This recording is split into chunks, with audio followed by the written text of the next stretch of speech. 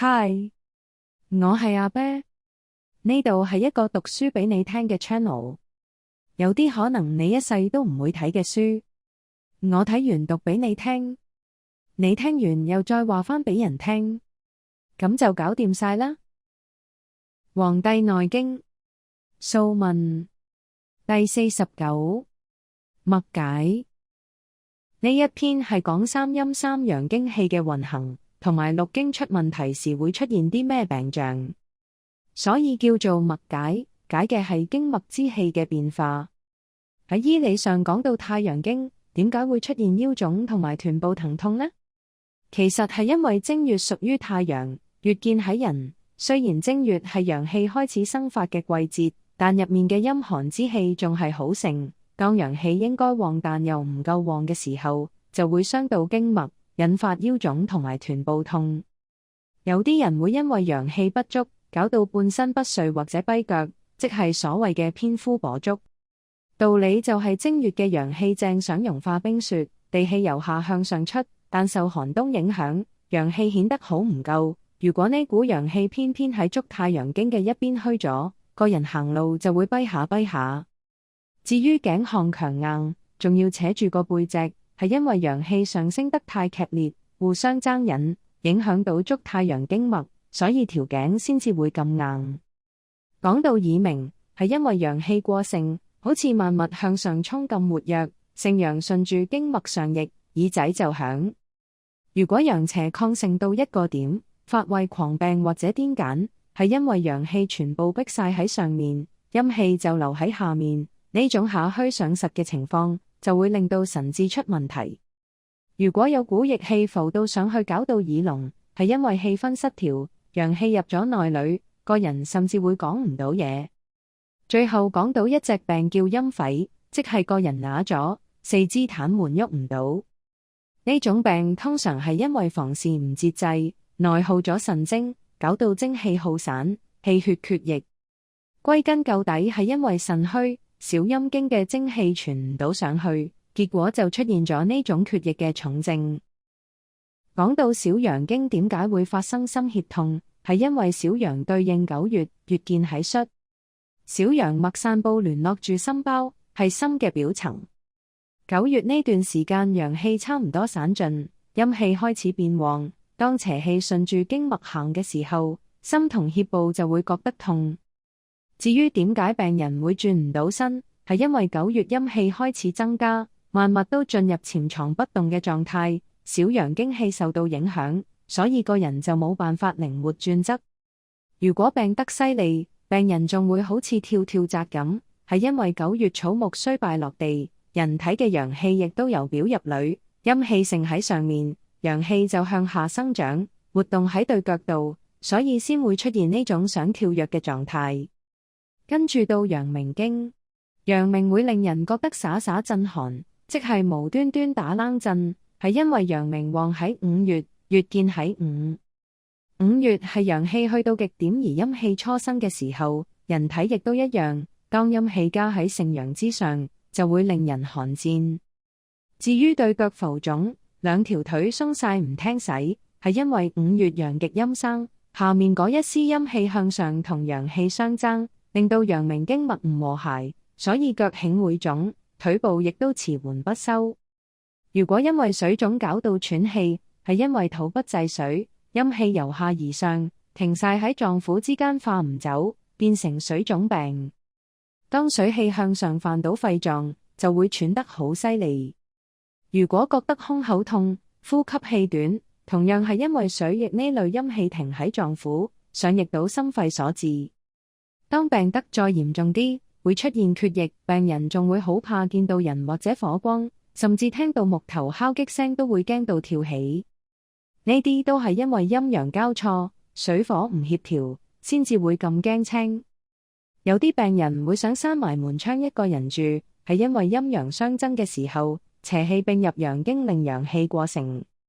陽氣主熱、主動，熱氣盛喺上面，病人就會想登高唱歌；熱盛喺外面，甚至會除晒衫周圍走。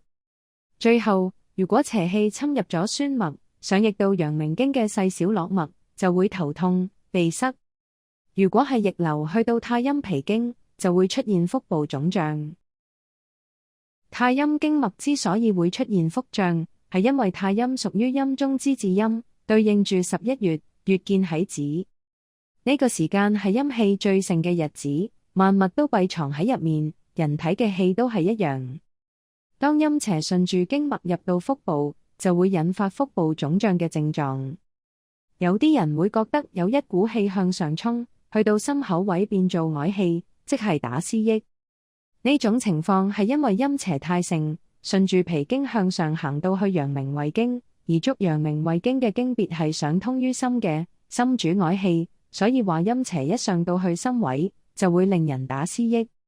至於點解會食入則嘔，係因為脾臟出咗問題，嘢食運化唔到，搞到胃入面塞到滿晒，最後啲嘢食向上溢，就變咗嘔吐。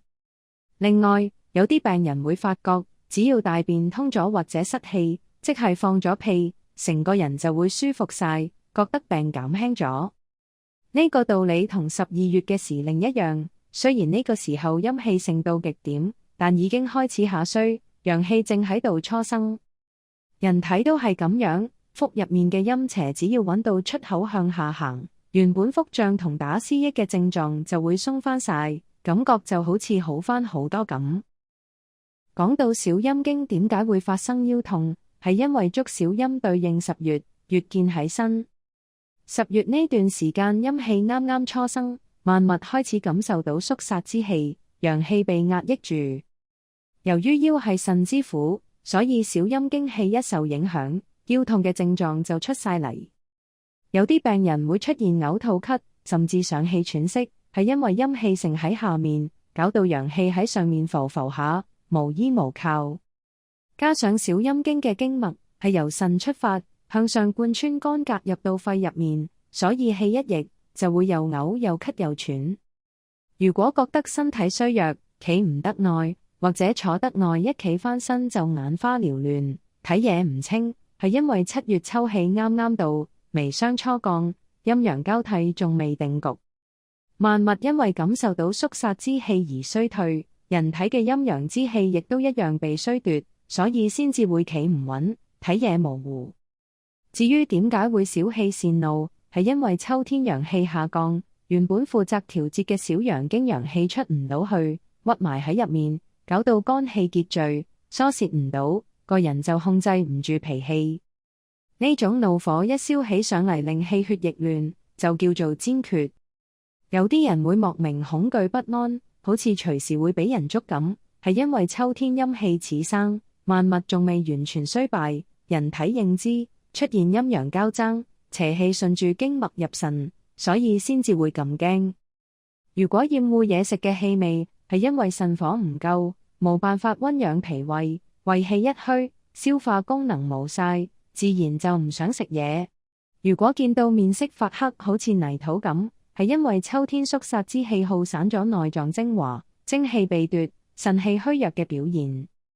如果咳到出血，係因為上焦陽脈受損，陽氣未足，但血液充斥，肺氣行得唔順，絡脈一傷，血就會由鼻或者咳出嚟。最後講到厥陰經，厥陰病會引發男仔嘅頹散或者女仔嘅小腹腫，係因為厥陰對應3月，月見喺神。3月陽氣雖然正喺度增長，但陰氣仲未散晒，陰邪積聚喺入面，順住厥陰肝經發病，所以陰囊或者小腹就會腫痛。所謂腰脊痛到彎唔到腰，係因為3月陽氣振發，萬物雖然繁茂，但仲有餘寒未清，人體應知，腰脊就會痛到俯仰唔到。如果出現頹龍散或者皮膚腫脹，亦都係因為陰邪太旺，令到厥陰脈障閉唔通，搞到前陰腫痛，小便出唔到，甚至全身膚皮腫脹。如果病得再重啲，會覺得喉嚨乾，心入面煩熱，係因為3月陰陽相爭，最後陽氣盛咗產生內熱，熱邪順住肝經上逆到喉嚨，所以先至會咽喉乾燥。脈解完，多謝你聽到最後喎。如果大家對本集嘅內容有咩意見，歡迎喺下面留言，一齊討論。如果你鍾意阿啤嘅製作，記得要俾個 like 同 subscribe， 仲要 share 埋俾朋友仔喎。